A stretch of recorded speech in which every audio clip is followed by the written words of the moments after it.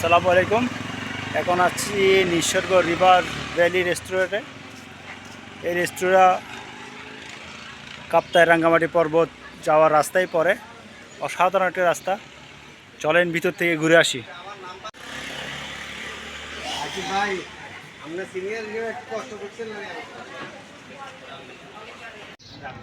এটি হোটেলের পিছন সাইডটা অনেক সুন্দর দেখতে।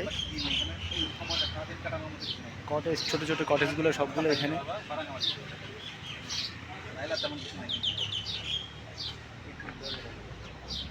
একটু সামনে গিয়ে দেখি।